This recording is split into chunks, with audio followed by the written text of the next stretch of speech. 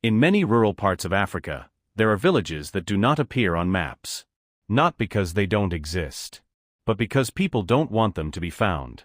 This story comes from one such place. The villagers called it Kandoro, the village that slept before sunset. Kandoro was surrounded by endless dry land, broken trees, and silence so deep it felt alive. There were no streetlights, no electricity after dark. Every evening, at exactly 6:30 p.m., the village would shut down. Doors closed. Fires extinguished. Children pulled indoors. No one was allowed outside after sunset. Not even to scream. Why I was sent there. My name is Samuel Okoro. In 2014, I was working with a humanitarian group documenting abandoned rural communities in West Africa. Kandoro had a disturbing pattern. People disappearing without blood. No signs of violence. Entire families leaving overnight. And one repeated word in every report. Jinn. The elders warned me not to stay overnight. I didn't listen. The first night in Kandoro was different. The darkness wasn't empty. It felt crowded. At 7:12 p.m., I heard footsteps outside my hut. Bare feet. Slow. Dragging. Then a voice whispered my name. Not in English. Not in any language I knew. But somehow, I understood it. The elder's warning. Earlier that day, the village elder Musa had grabbed my wrist. His eyes were wide with fear. Do not answer voices after sunset, he said. They copy the dead. They copy the living. And when you answer, they follow. I remembered his words too late. The drumming. At exactly 2 a.m., the drumming started. Not human drums. Hollow. Deep. Coming from beneath the ground. Each beat made my chest tighten. Then the chanting began. Whispers at first. Then dozens of voices. All calling my name. The first sighting. Through a crack in the hut wall, I saw it. A tall shadow standing where the village well should have been. Too tall. Too thin. Its legs bent backward. And it wasn't standing still. It was listening. Waiting for someone to respond. The mark. My radio suddenly turned on. Static. Then a voice spoke clearly. You are not from here. But you are seen. The hut door shook violently. Scratches appeared on the wood from the outside. Something burned into my skin. When I looked down, there was a black symbol on my arm. Still bleeding. I didn't sleep after the mark appeared on my arm. The symbol burned like fire under my skin, pulsing with every beat of my heart. No matter how much I rubbed it, it wouldn't fade. Outside, the village of Kandoro was completely silent. Too silent. The morning after. At sunrise, the villagers emerged slowly from their huts. No one asked how I slept. They stared at my arm. They already knew. An old woman dropped her water pot when she saw the mark. She whispered a single word. Chosen. The well that no one used. In the center of Kandoro stood an old well, sealed with stone and dried mud. No bucket. No rope. No footprints near it. I asked Musa the elder why no one used it. His voice trembled. That well is not for water, he said. It is a door. The story of the Jinn below. Musa gathered the elders and finally told me the truth. Decades ago, Kandoro was built near a Jinn crossing, a place where their world brushes against ours. The well was dug before the warning signs appeared. People began to hear voices at night. Children spoke to unseen friends. Animals refused to drink from the well. Then the disappearances began. The first sacrifice. The elders tried to leave. Every family that attempted to flee returned by morning. Some without memory.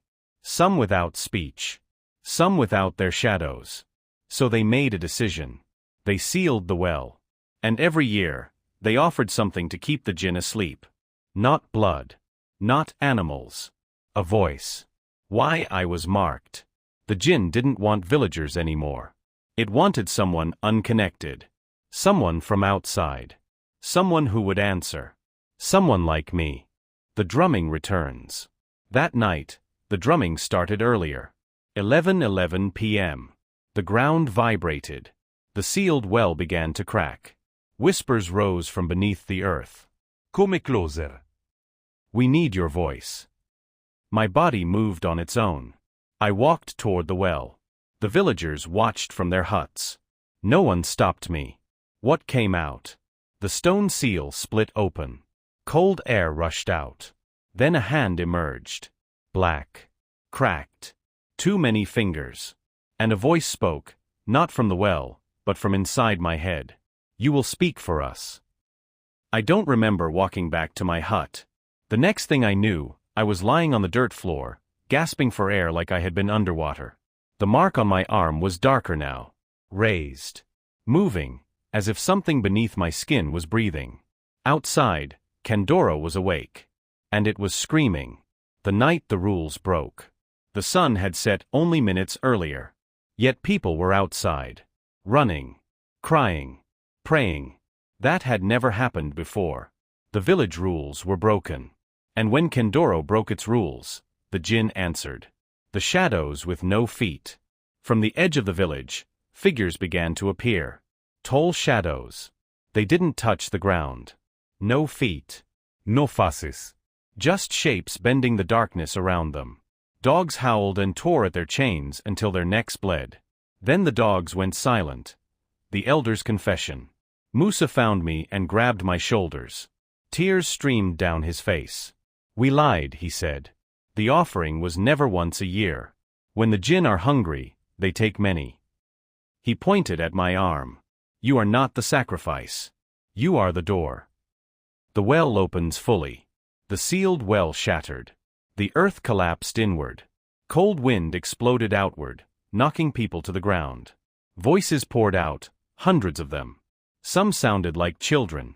Some like old men. Some like my own mother, who had died years ago. Samuel. Come home. I almost answered. The taking. The shadows moved. When they touched a person, the body didn't fall. It simply emptied. Skin collapsed inward. Clothes dropped. No blood. No wounds. Just silence where a person had been. By midnight, half the village was gone. The Jinn's demand. The mark on my arm burned white hot. A voice thundered inside my skull. Stay. Speak. Open. The shadows circled me. The well waited. The sky began to change color. Not sunrise. Something else. The air above Kandoro twisted, dark clouds circling like they were being pulled into the well. The Jinn were no longer hiding. They were claiming. The final choice. Musa fell to his knees beside me. If you leave, he said, they will follow you. If you stay, the village may survive. I looked around. Empty huts. Abandoned fires. Footprints that ended suddenly. Kandoro was already dying. What the well really was. The elders had been wrong. The well was not a door. It was a mouth. A feeding place where the Jinn consumed voices, memories, and identities. That was why bodies were left empty. The Jinn did not eat flesh. They ate who you were. The ritual that was forgotten. Long ago, Kandoro had a final ritual. Not sacrifice. Sealing. But it required someone marked by the Jinn. Someone from outside. Someone who could speak both worlds. Someone like me. Entering the well. I stepped forward. The heat vanished. The cold was absolute. Inside the well was not darkness. It was space. Endless. Filled with whispering shapes. They pressed against me, trying to enter my mouth, my eyes, my memories. I screamed. And the scream became words. Words I did not know, but somehow understood. The Jinn screamed back. The ground shook. The shadows writhed. The voices broke into shrieks. The well began to collapse inward, folding into itself like a dying lung. Then, silence. After Kandoro, I woke up miles away, on an empty dirt road. No village. No well. No mark on my arm. Authorities later said Kandoro never existed. No records. No satellite images. Nothing. But sometimes, at night, I hear drumming. Hollow. Underground. And my radio turns on by itself. The last warning. If you travel through rural lands and hear voices calling your name after sunset, do not answer. If a village sleeps before dark, there is a reason. And if you ever see a sealed well no one uses, pray it never opens again.